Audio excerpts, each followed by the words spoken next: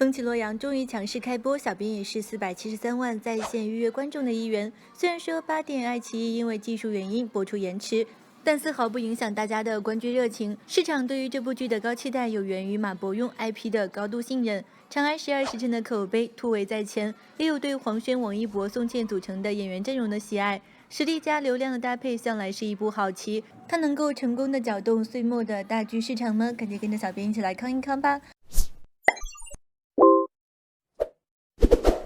Hello， 宝宝们，咱们又见面了。第一集开始可谓是弹幕炸屏，毕竟开篇就颇为高能。热闹繁华的洛阳南市里，告密者妇女的出现和被杀打破了平静，也让脸诗人高秉烛、美食博主百里弘毅和内卫伍思月这3个身份各异的人相继入了局。随后拉开的剧情更是反转不断，高燃烧脑。高秉烛的蛰伏刺杀、自首逃跑，百里弘毅的被逼婚和新婚夜、父亲死亡，都牵引着观众继续看下去。从风格上看，《风起洛阳》属于古装悬疑侦探类的剧。作为古装剧的资深影迷，老实说，这部剧已经超出了小编的预期。惊讶的是，播出后才知道这是一部网剧。作为网剧来说，其制作精良算得上是前无古人了。但是大家对于这部剧的期望值很高，因为这部剧汇聚了很多的优秀演员，宋茜、黄轩、王一博都是近几年口碑很好的青年演员。柏林影后咏梅、老戏骨曙光，主配都是清一色的演技派，因此这部剧是热播剧应该没有问题，粉丝不要过于追捧，黑粉也没有必要随意拉踩。在小编看来，这部剧是一部良心剧，悬疑感十足，主配演技不错，王一博意外得好。制作方面，画面，你不能否认这部剧画面很美高级，有电影的即视感，色调搭配上也很养眼，细节分满满。配乐高级刺激，明暗转换，代入感极强，让人有身临其境的感觉。布景画面感强烈，满满的生活气息。武打特效运镜方面运用得很好，剧情紧凑，尤其是转场方面真的好厉害，不拖拉。其二，演员的服装制作精美。洛阳是中国的13朝古都，原著作者马伯庸提过，洛阳兼具现代化和时代的特色，很多建筑业都有特色，并且在此基础上进行了深挖，才有了我们看到的这些制作精良的画面。其三，主演的演技在线。黄轩作为这部剧中受评分最高的黄轩，演技没得说。以往的国产剧中经常会被各种流量明星霸屏，黄轩一直是以演技立根于内娱的，其主演过的大片《瞄准》《乌海》等等大获好评，为人处事低调不张扬，更是让人佩服。王一博，内娱难得的多才多艺的好苗子，一部《陈情令》里的韩光君，至今令人难以忘怀。刘斐的转型表演更是令人惊喜，这一次饰演的百里弘毅，人设聪慧，博学多才，外冷内热，和王一博本人很贴切。王一博的表演虽然算不上是惊艳，却也意外的好。虽然离老戏骨们还有好一段距离，但是相信王一博未来可期。宋茜，女主之一的宋茜，2代女团之光啊！下一站是幸福，演技虽然比不上影后级别的，但也算是不错了。感觉宋茜在这部剧上进步很大，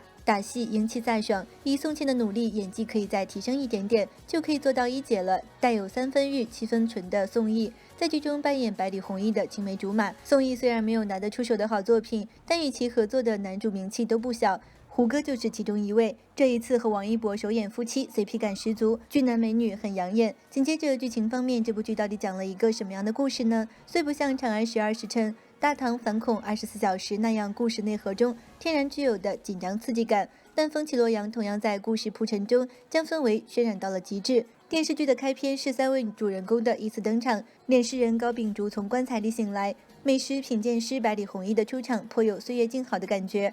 内卫伍思月在陪伴郡主出行，这种平静在告密者妇女的被追杀中被打破，也将3个人卷进了这场告密者死亡的风波里。故事至此才真正的开始铺陈。黄轩饰演的高秉烛虽然是悬疑担当，闹事救人武力值在线，但转身一变只是卑微脸诗人。晚上他又是邪笑着与杀手套话的黑衣人，转头又能够狠狠地捅下3刀，眼中的疯狂和仇恨不加掩饰。而他所到之处皆是案发现场的设定，也让其不断地成为背锅侠，不断逃离和去查明真相。仅仅是在前6集中，故事便在不断反转。大理寺和内卫的博弈现场，他突然自首，直到后来的引出杀手逃离，才终于让观众看出点头绪，帮寻找曾经杀害发小的凶手报仇。而他的层层布局看似缜密，却又似乎总逃不脱背后的手，自以为大仇得报，告慰亲人，却突然反应过来杀手被调包，而自己距离真相仍然尚远。王一博饰演的百里弘毅支线，相比之下氛围较为轻快，大型美食品鉴现场、被父亲套路、逼婚现场等，即将与柳七娘展开的先婚后爱文学，都让网友讨论热情爆发。不过他身上同样围绕着各种谜团，告密者为何要找到不问世事的公子哥？新婚夜阿爷被杀，也让其开始走上追查凶手之路。除此之外，内卫、大理寺、联防等多派势力相继登场，武四月、柳七娘等关键上线，所有的支线不断交叉勾连，愈发紧密。至此，风起洛阳的基调基本确定，环环相扣，层层反转，高燃烧脑，同时又在悬疑之外以先婚后爱。这场文学兼顾了追剧情绪，在快节奏强情节中又有情感调剂。至少从前6集来看，风起洛阳是具有一口气追剧的潜质的。当然，这也与整部剧在辅导化上的考究密切相关。开篇繁华热闹的男士百里弘毅每一次出场都极为考究的服饰，以及在前6集中展现的婚礼和丧礼仪制，都让观众感受到了用心。除此之外，剧中丝滑的武打动作、拳拳到肉的肉搏也堪称精彩绝伦。而根据网上透露的一些故事情节来看，这不仅是一个高燃剧情，还是一个双男主的故事。一项名为天堂的大工程即将竣工，为此要举办一个祭天大典，时值盛世，武皇却接到了有告密者要上京告密，且中途险些被劫杀一事。武皇震怒，责令彻查一系列悬案，洛阳内外从此危机四伏。不良副帅高秉烛整日混迹于洛阳底层，阴差阳错地卷入了告密者被杀一案，被同僚陷害成为凶手。就在高秉烛想方设法自证清白时，世家出身的内卫武四月为了任务调查，接近了武艺超群且相当具有事件气息的高秉烛。当武四月察觉到命案另有内情时，来自不同阶层的2个人互相看不顺眼，却又不得不合作。工部尚书百里言的次子百里弘毅对世间的未知难题有好奇心，逻辑思维能力强大，为了查清父亲被毒杀的真相，也决定与高秉烛以及武四月一起联手。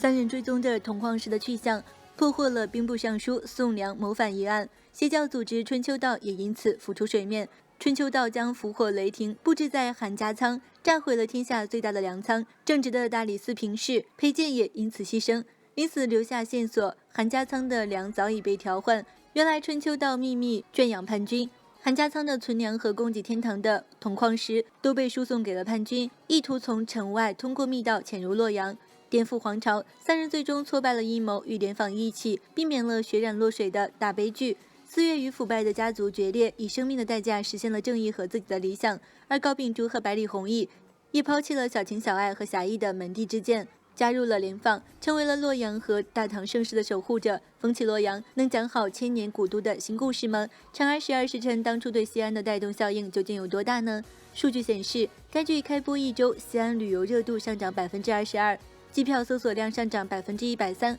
峰值时段同比增幅超过200%。与影视剧相关的大唐芙蓉园、历史博物馆、华清宫等热度更是节节攀升。或许这才是风起洛阳真正需要回答的市场答卷。电视剧中的洛阳质感如何？故事的一开篇便大手笔刻画了盛唐时期的洛阳风貌，拥挤的人流和摊贩，中式的灯笼，传统的杂耍，随处可见的酒肆，也让弹幕上集体感慨繁华。而在这幅全景图的一角，通过百里弘毅的支线，则全面上线了以黑鱼羊汤为代表的盛唐美食篇。据了解，为了还原千年古都，剧组共复原超过100个场景，繁华热闹的南市不见天日的不良景，各种神奇机关的联放，以及各种空镜中的房屋街道等，可以说全面地展现了盛唐时期的古都风貌。而诸如武四月被赐予的芙蓉牡丹令，百里弘毅初登场时腰间的玉牌，也都颇具盛唐风范。真正令观众叹为观止的是百里弘毅的婚礼和阿爷的葬礼呈现。考究的妆容装饰外，剧中百里弘毅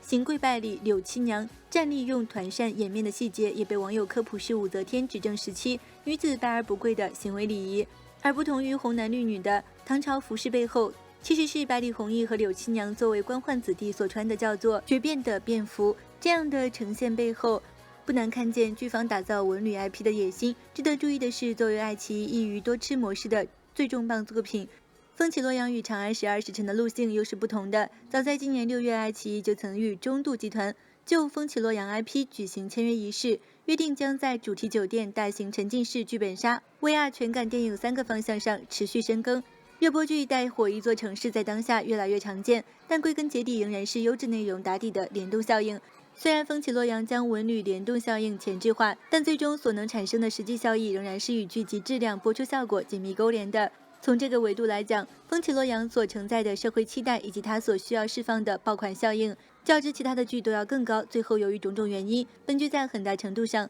总会被观众拿来跟《长安十二时辰》进行比较，客观上正是展现了观众们对于前者的认可，以及对后来者的期待。至于风起洛阳能否剪好千年古都的新故事，小编也将继续观望着，期待能闯出新的一片天。你们是否期待呢？好了，本期内容就分享到这里，欢迎宝宝们来评论区一起留言讨论。喜欢本期内容的可以点击关注，咱们下期再见哦。